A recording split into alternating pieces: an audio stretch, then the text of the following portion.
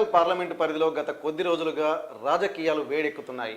ఒకరికి మించి ఒకరు మాటల తూటాలు పేల్చుకుంటున్నారు. అయితే అందరి టార్గెట్ కడియం కుటుంబంపైనే ఉంది. పార్లమెంటు ఎన్నికల్లో ఎట్లాగూ కడియంని ఎట్లా అడ్డుకోవాలన్నటువంటి దాని మీద ఇటు బీఆర్ఎస్ అలాగే ఇటు బీజేపీ పార్టీలు కూడా ఒక మాటల యుద్ధానికి తెరదీస్తున్నటువంటి పరిస్థితి. అలాగే కాంగ్రెస్ వాళ్ళు కూడా మిగిలిన పార్టీల మీద మాటల యుద్ధం. ఎందుకంటే ఎన్నికల్లో ఇది కామన్ అనుకోవచ్చు, కానీ ఇక్కడ ఇది పరిస్థితి తీవ్రంగా శృతిమించిపోతున్నటువంటి పరిస్థితిని గత కొద్ది రోజులుగా మనం చూస్తున్నాము. అయితే ఎందుకు ఇటువంటి పరిణామాలు చోటు చేసుకుంటున్నాయి?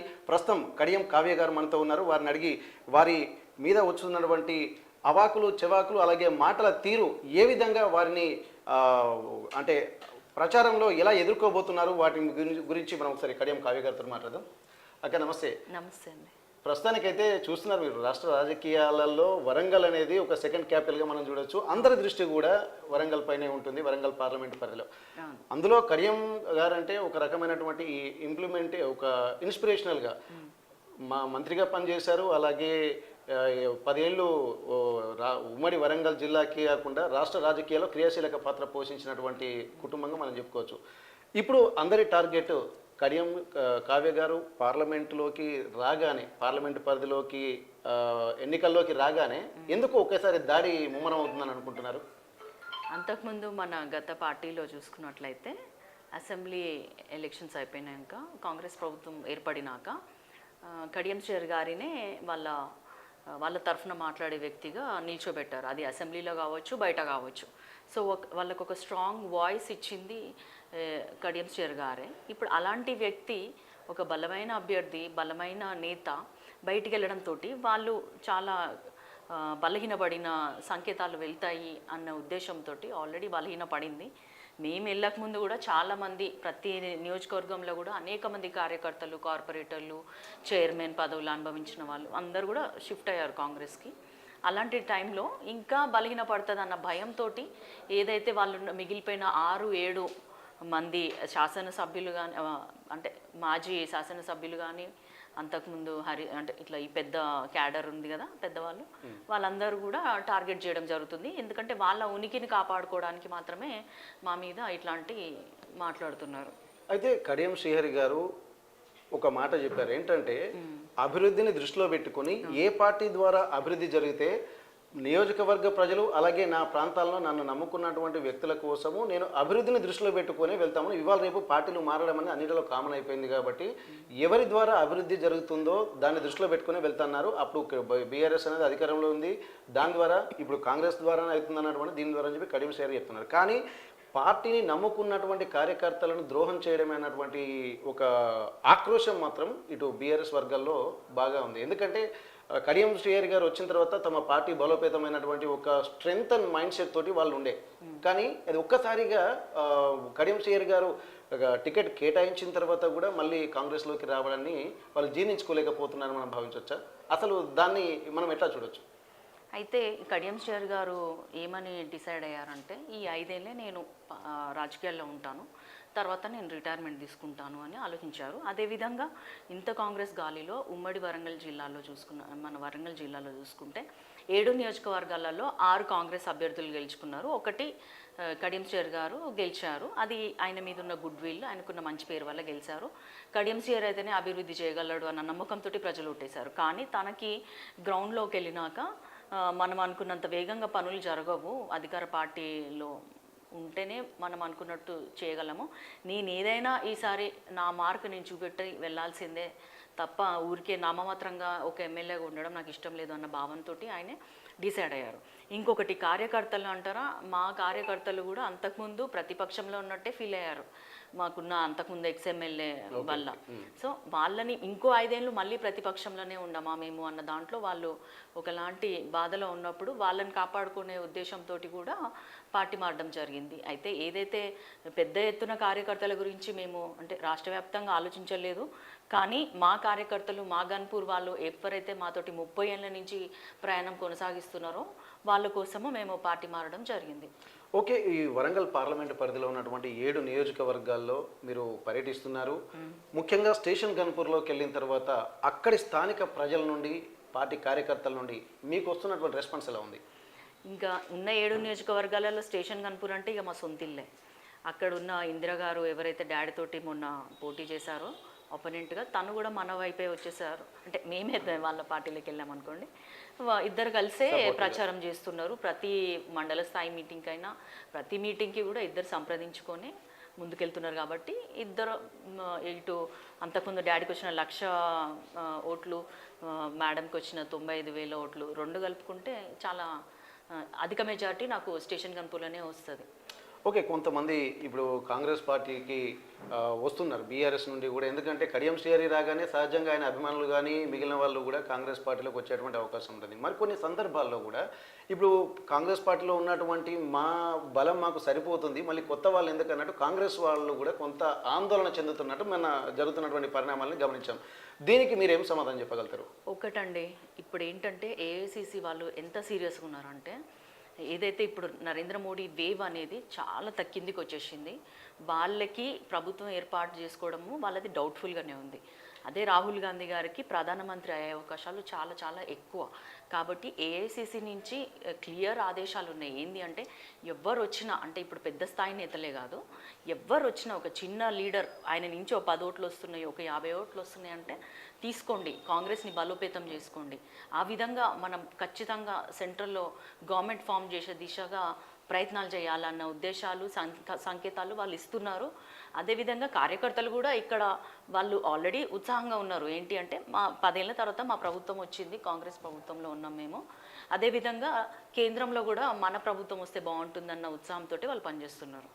అయితే ఇప్పుడు మనం చూసినట్టయితే రీసెంట్గా రాజయ్య గారు స్పెసిఫిక్గా కడియం శ్రీహరి గారి మీద, కడియం అంటే వీళ్ళ కుటుంబములు రాజకీయాల్లోకి వస్తేనే అందరినీ మోసం చేస్తున్నారన్నటువంటి ఒక సందేశాన్ని ఎక్కువగా పంపిస్తున్నటువంటి పరిస్థితి. ఇప్పుడు అలాంటి వారికి పబ్లిక్ మీటింగ్లో అలాగే బీఆర్ఎస్ మీటింగ్లో అలా చెప్తున్నప్పుడు కార్యకర్తల నుంచి కూడా కొంత ఒక ఉత్సాహమైనటువంటి వాతావరణము, స్టేజ్ల మీదకి వెళ్ళి ఒక డ్యాన్సులు చేసేటువంటి అంత ఒక హ్యాపీ ఎన్వైర్న్మెంట్లోకి వాళ్ళు వెళ్తున్నారు. అంటే వాళ్ళ మనసులో మిమ్మల్ని ఒక దెబ్బ కొట్టేటువంటి వ్యూహం అట్లా ఆ కాన్ఫిడెంట్లోకి వాళ్ళు ఏమైనా వెళ్ళారు అనుభవించవచ్చా? నియోజకవర్గ ప్రజల్ని వాళ్ళ వైపు తిప్పుకున్నట్టుగాని.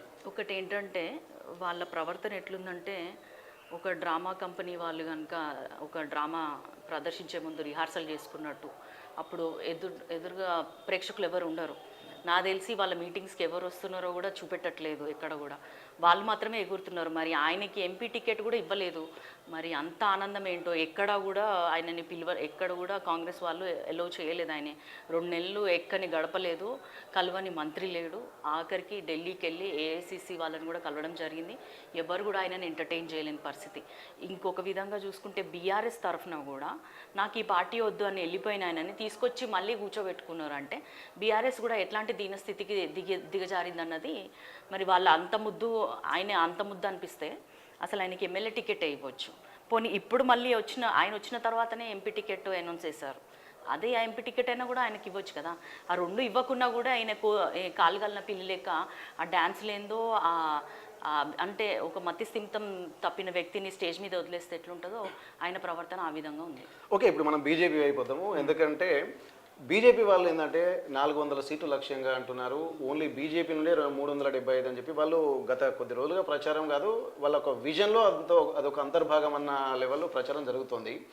అటువంటప్పుడు బీజేపీ వాళ్ళు కూడా కేవలము కడియం కుటుంబాన్ని టార్గెట్ చేస్తున్నారు. ఎక్కడ దాదాపు ఇటు బీఆర్ఎస్ను టార్గెట్ చేసినటువంటి దాఖలాలు కనిపిస్తలేవు, కేవలం కడియం కుటుంబాన్ని టార్గెట్ చేస్తున్నారు. ఎందుకంటే మన శ్రీరామనవమి ఉత్సవాల్లో కూడా కడియం శ్రీహరి గారు ఒక అనుచిత వ్యాఖ్యలు చేస్తున్నారు.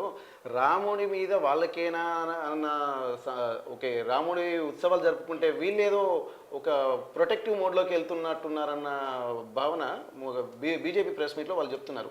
అంటే కడియం శ్రీహరి గారు కూడా శ్రీరామ ఉత్సవాలకు కూడా వాళ్ళకి ఇష్టం లేదు. అటువంటిప్పుడు ఒక జాతీయ భావాన్ని మనం సమకూర్చాల్సినటువంటి స్థితిలో ఈ రాముణ్ణి మనం పూజించుకుంటే తప్పేంటి అన్న ఒక విమర్శలు చేశారు బీజేపీ వాళ్ళు. అంటే ఒక విషయం అండి, వాళ్ళు ఏంటంటే ప్రతి చోట మతాన్ని తీసుకురావడము, దేవుణ్ణి తీసుకురావడం అనేది ఏదైతే చేస్తున్నారో అది వాళ్ళకి వెన్నతో పెట్టిన విద్యనే. వాళ్ళ దగ్గర ఇంకా వేరే విషయాలు ఏం లేవు.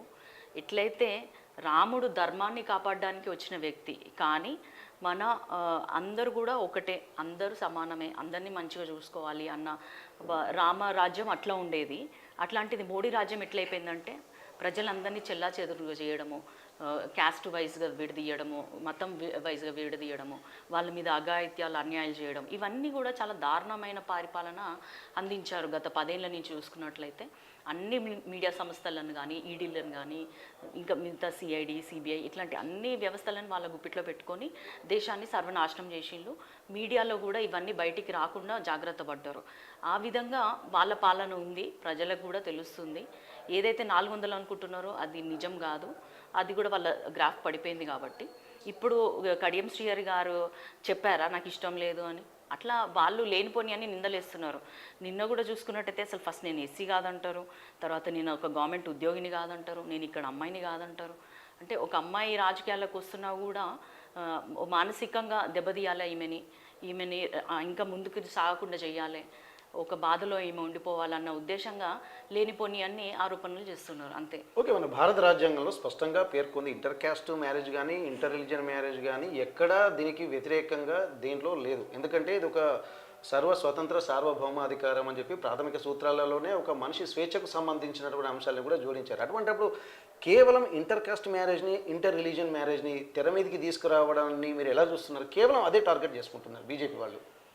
ఆయన బీజేపీ అభ్యర్థి ఎవరైతే ఉన్నారో వాళ్ళు ఏదో లా చదివినా అని అంటున్నారు. మరి లా చదివిన వ్యక్తికి లా గురించి తెలియకపోవడం చాలా విచిత్రంగా ఉంది. ఒకటి, నేను స్పెషల్ మ్యారేజ్ యాక్ట్ ప్రకారం పెళ్లి చేసుకోవడం జరిగింది. దాంట్లో ఎవరిది వాళ్ళకు ఉంటుంది, రిలీజియన్ ఫాలో అవ్వచ్చు. క్యాస్ట్ అనేది అసలు మారదు, ఫస్ట్ పాయింట్ అది.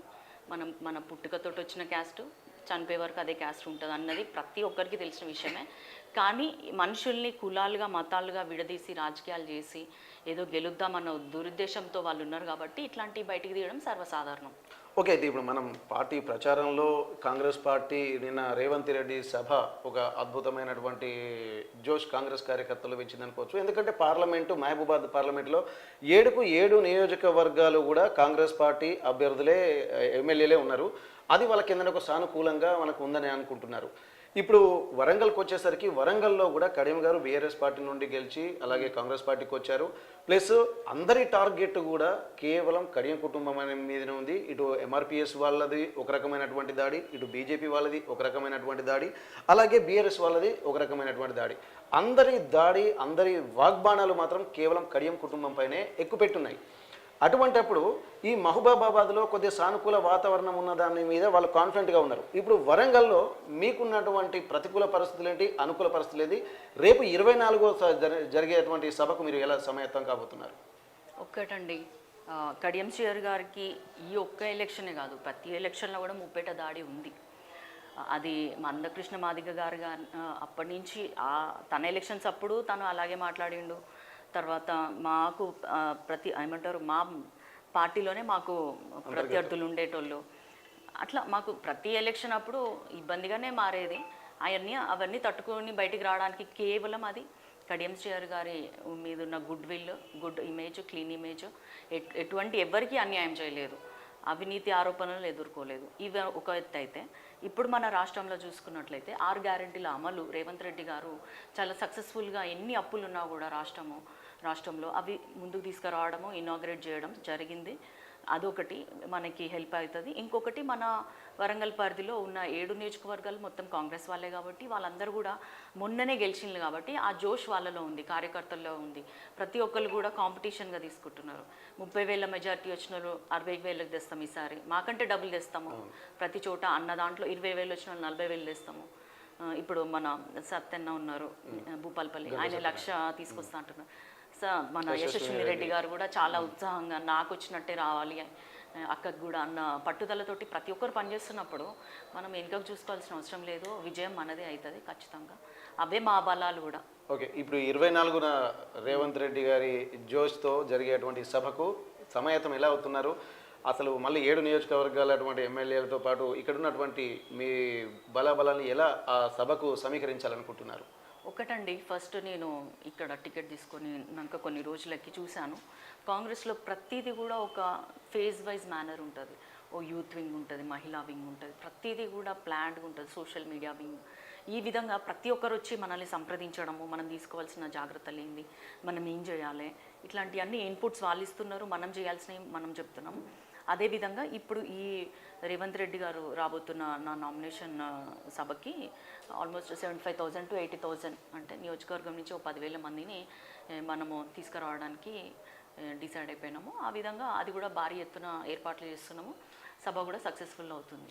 ఓకే, ఇప్పుడు ఆర్టీవీ వేదికగా మీరు ఇప్పుడు వరంగల్ పార్లమెంటు పరిధిలో ఉన్నటువంటి ప్రజలకి ఇప్పుడు మీరు ఏం చెప్పదలుచుకున్నారు? ఏ సమస్యలు అసలు వరంగల్కు ఉన్నాయనుకుంటున్నారు? పార్లమెంటు పరిధిలో మీరు వాటిని లీడ్ చేద్దామని చెప్పి అనుకుంటున్నారు? ఎటువంటి భరోసా ఇవ్వదలుచుకుంటున్నారు మీరు? వరంగల్ ప్రజలకి, లోక్సభ నియోజకవర్గ పరిధిలో ఉన్న ప్రజలందరికీ కూడా, ముఖ్యంగా మహిళలకి, ఎందుకంటే మహిళా ఓటర్లు ఎక్కువ ఉన్నారు వరంగల్ జిల్లాలో. 35 ఏళ్ళు తర్వాత ఒక మహిళకి ఎంపీ ఇక లోక్సభకి వెళ్ళే అవకాశం వచ్చింది కాబట్టి అంతకుముందు డాక్టర్ కల్పనాదేవి గారు చేశారు ఎంపీగా, తర్వాత ఆ అవకాశం నాకే వచ్చింది, డాక్టర్ కడియం కావ్యకి. సో మహిళగా మీ ముందుకు వస్తున్నాను. మహిళా సమస్యలపైన అంతకుముందు గత 8 ఏళ్ల నుంచి కూడా నేను ఎన్నో కార్యక్రమాలు చేశాను. తర్వాత హెల్త్ పైన, వాళ్ళ బాలికల చదువు, భద్రత, ఇట్లాంటి అనేక అంశాలపైన నాకు పూర్తి అవగాహన ఉంది. వాటిపైన పోరాడుతూనే నేను అనేక యాక్టివిటీస్ చేయడం జరిగింది. సో ఫస్ట్ నా ప్రయారిటీ మహిళా సమస్యలు, వాళ్ళ అభివృద్ధి అనేదే నా మెయిన్ టార్గెట్. తర్వాత మన యువతకి ఒక ఉపాధి మార్గం వెతకడము. తర్వాత ఇంకొకటి, మనం కొత్తగా వెళ్ళే దానికంటే ముందు ఇక్కడ ఉన్న పెండింగ్ ఇష్యూస్ చాలా ఉన్నాయి. మనది రైల్వే జంక్షన్ చాలా పెద్దది మన తెలంగాణలో. దాన్ని డివిజన్గా అప్గ్రేడ్ చేయడం ఒకటి, railway coach factory, leather park, తర్వాత అండర్ గ్రౌండ్ డ్రైనేజ్ సిస్టమ్ ఏదైతే ఇంకా పెండింగ్లోనే ఉంది, అవన్నీ ఫస్ట్ ఫేజ్లో అవన్నీ క్లియర్ చేయడానికి నేను ట్రై చేస్తాను. మిగతా విషయాలు ఐటీ హబ్గా కూడా డెవలప్ చేసుకునే అవకాశం ఉంది వరంగల్లో. ఇట్లాంటి అనేక విషయాలు తర్వాత నియోజకవర్గాల వారీగా కేంద్రం నుంచి వచ్చే నిధుల్ని వాడుకొని ఏ విధంగా ముందుకెళ్ళొచ్చు అనేది అక్కడ ఉన్న ఎమ్మెల్యేలతోటి నేను మాట్లాడి సంప్రదించి నేను అభివృద్ధి చేసే దిశగా పనిచేస్తాను. అయితే ఇక్కడ మనం ఒక విషయం గమనిద్దాం. మీరు ఎట్లాగూ పార్లమెంటు పరిధిలో అంటున్నారు కాబట్టి బీజేపీలో ఉన్నటువంటి కేంద్ర ప్రభుత్వము ఒకటి హెరిటేజ్ సిటీ, అలాగే ఇప్పుడు కొన్ని సెంట్రల్ గవర్నమెంట్ సంబంధించింది పెట్టారు, అమృత్ అని, స్మార్ట్ సిటీ అని చెప్పి అన్నారు. ఆ నిధులు కూడా సరిగా బీఆర్ఎస్ ప్రభుత్వంలో వాడుకోలేకపోయారని చెప్పి అంటున్నారు. అటువంటప్పుడు ఎక్కడ ఉన్నటువంటి వాళ్ళకి ఏంటంటే ఒక యునెస్కో గుర్తింపు పొందినటువంటి రామప్పలో అభివృద్ధి కార్యక్రమాలు ఎక్కడ జరిగినట్టు కనిపించట్లేదు, అలాగే 1000 పిల్లర్ టెంపుల్ ఎక్కడ అభివృద్ధి జరిగినట్టు కనిపించట్లేదు. అలాగే ఇప్పుడు వరంగల్లో ఉన్నటువంటి కాకతీయ పరిపాలన కేంద్రమైనటువంటి ఆ ప్లేస్ కూడా అసలు అంతకుముందు ఎట్లా ఒక గ్రీనరీ ఏర్పాటైనట్టుంది, కానీ దాని మీద ఒక శ్రద్ధ పెట్టినట్టు ఏం కనిపించట్లేదు. దీని మీద మీరు ఏమైనా స్పెసిఫిక్గా ఫోకస్ పెట్టేటువంటి అవకాశం ఉంది? ఎందుకంటే కొన్ని రాష్ట్రాలు, కేవలం గుజరాత్ లాంటి రాష్ట్రాలు ఇప్పుడు అయోధ్యలో ఒక రామాలయం కట్టడం వలన ఒక పర్యాటకంగా ఎంతో అభివృద్ధి చెందింది. అటువంటిప్పుడు పర్యాటకంగా కూడా ఈ యునెస్కో గుర్తింపు పొందినటువంటి వీటిని మీద ఫోకస్ పెట్టి ఇక్కడ కూడా వరంగల్కు పర్యాటకం తీసుకొచ్చేటువంటి కాన్సెప్ట్ ఏమన్నా మీరు ఆలోచించగలుగుతారా? ఒకటండి, బీజేపీ ఎప్పుడు దక్షిణాది రాష్ట్రాలకి మొండి చెయ్యి చూపించింది. అందులో ముఖ్యంగా తెలంగాణకి ఇప్పుడు ఎవరిని అడిగినా కూడా తక్కువని చెప్పలేరు. ఈ పథకం తీసుకొచ్చింది బీజేపీ తెలంగాణకి కానీ వరంగల్కి కానీ అని చెప్పలేని పరిస్థితిలో గత 10 ఏళ్ల నుంచి వాళ్ళు కేంద్రంలో ఉన్నా కూడా ఒక పని చేయలేదు. నాకు వరంగల్ అంటే స్వతహాగా చాలా ఇష్టం, ఎందుకంటే మా ఊరు కాబట్టి నాకు చాలా ప్రేమ వరంగల్ అంటే. ఇది ఒక పురాతన కట్టడాల ఒక హెరిటేజ్ హిస్టారికల్ ప్లేస్. ఇది 1000 స్తంభాల గుడి ఉంది, తర్వాత కిలా వరంగల్ ఉంది, రామప్ప ఉంది, లక్నవరం ఉంది, ఎన్నో మంచి పర్యాటక కేంద్రాలు ఉన్నాయి. సో ఆ విధంగా కూడా ఎక్కడైనా కూడా టూరిజం డెవలప్ అయితే కూడా మనకి వచ్చే ఇన్కమ్ గవర్నమెంట్కి బిల్డ్ అవుతుంది, ఇటు ప్రజలకి అనుకూలంగా ఉంటుంది. ఇన్ని విధాలుగా వీటిని స్ట్రెంథెన్ చేసుకోగలిగితే ఖచ్చితంగా నేను ఒక వరంగల్ వాసిని కాబట్టి మన ఉద్దేశం ఎంతసేపు అభివృద్ధి, మనం ఏదో భూ కబ్జాలు చేయడము లేకపోతే ఇల్లీగల్ ప్రాపర్టీస్ తీసుకుందాము అన్న ఉద్దేశాలతో వచ్చి వాటిని కాపాడుకునే వ్యక్తి లెక్క, బీజేపీ అభ్యర్థి లెక్క మనం కాదు. మనం కేవలం ఒక క్లీన్ ఇమేజ్ తోటి వస్తున్న వ్యక్తులం కాబట్టి మనకు ఫోకస్ ఎంతసేపు అందులో. నేను డాక్టర్ చదివాను, పీజీ చేశాను, చాలా ఉన్నత స్థాయి చదువు, అది ఉన్నతమైన వృత్తి కూడా, అది అంత మంచి దాంతో వస్తున్నా నేను కాబట్టి డెఫినెట్గా వీటిపైన ఫోకస్ చేస్తాను. నా మార్క్ కూడా నేను చూపించుకోవాలి అన్న ఉద్దేశంతో ఉన్నాను. అంటే కొంచెం ఇంకా యంగ్ ఏజ్ కాబట్టి డెఫినెట్గా కూడా ఆ ఎనర్జీ లెవెల్స్ వేరు ఉంటాయి, చెయ్యాలనే తపన చాలా ఎక్కువ ఉంటుంది. కాబట్టి ఇవన్నీ చూసుకుంటే ఖచ్చితంగా వీటి కోసం ప్రతి అంటే నేను ఈ 5 ఏళ్ళు మాత్రం పోరాడతాను, తీసుకొస్తాను. ఓకే, థ్యాంక్ యూ అక్క. Thank you. అయితే ఇక్కడ మనం స్పెసిఫిక్గా గమనించాల్సింది ఏంటంటే కడియం శ్రీహరి గారు ఎప్పుడైతే రాజకీయాల్లోకి వచ్చారో ఎక్కడికి వెళ్ళినా కానీ వాళ్ళ స్ట్రెంత్ను దృష్టిలో పెట్టుకొని పార్టీలో అతన్ని ఆహ్వానించాయి తప్ప ఇతను ఎప్పుడు పార్టీలకు వెంట పరిగెత్తలేదు. ఎందుకంటే అతనికి ఉన్నటువంటి క్లియర్ ఇమేజ్ మిగిలిన పార్టీలకే బలమవుతున్నది తప్ప పార్టీలు ఎప్పుడు ఈయనకు చేసినటువంటి కార్యక్రమాల్లో అభివృద్ధిలో భాగంగానే బలమవుతున్నాయి అంటున్నారు. అందులో భాగంగానే ఆయన కాంగ్రెస్ పార్టీలోకి రావడం వల్ల బీఆర్ఎస్ ఆటోమేటిక్గా వీక్ అయిపోయింది. అలాగే బీజేపీకి మాట్లాడడానికి ఏమీ లేదు కాబట్టి తమపై ఒక అబండాలు వేస్తున్నటువంటి పరిస్థితి కనిపిస్తుంది. ఎప్పుడైనా రాజ్యాంగానికి సంబంధించినటువంటి ఒక నాలెడ్జ్ ఉంటే అది ఖచ్చితంగా మాట్లాడాలా వద్దా అన్నటువంటి విషయం వాళ్ళకే అర్థం కావాలంటున్నారు. ఇంకొక వైపు ఇప్పుడు ఒక కాంగ్రెస్ పార్టీలో ఒక ఉన్నతమైనటువంటి జోష్ ఉంది. ఇటు మహబూబాబాద్ పార్లమెంట్లో ఉన్నటువంటి 7 నియోజకవర్గాలు కాంగ్రెస్ పార్టీవే ఉన్నాయి. అలాగే వరంగల్ పార్లమెంటు పరిధిలో ఉన్నటువంటి 7 నియోజకవర్గాలు కూడా కాంగ్రెస్ పార్టీదే ఉన్నాయి. కాబట్టి ఇప్పటి వరకు 10,000, 20,000, 30,000 గెలిచినటువంటి మెజార్టీ ఇప్పుడు దానికి లక్షలకు పైగా వెళ్ళేటువంటి అవకాశం ఉందన్నటువంటి ఒక ధీమా వ్యక్తం చేస్తున్నారు. ఒక మంచి యువకురాలిగా ఉన్నటువంటి తను రాబోయేటువంటి డాక్టర్గా ఉన్నటువంటి హై ప్రొఫైల్ మైండ్ సెట్ నాకు ఉంది. కాబట్టి పార్లమెంటు పరిధిలో ఉన్నటువంటి అన్ని సమస్యలు కొత్త వాటి కంటే ముందున్నటువంటి సమస్యలను తీర్చడమే దృష్టి పెడతామంటున్నారు. ఏది ఏమైనప్పటికీ కూడా రాబోయే రోజుల్లో ఖచ్చితంగా వరంగల్ పార్లమెంటు స్థానాన్ని కైవసం చేసుకుంటున్నటువంటి ఒక ధీమా కడియం కావ్య గారు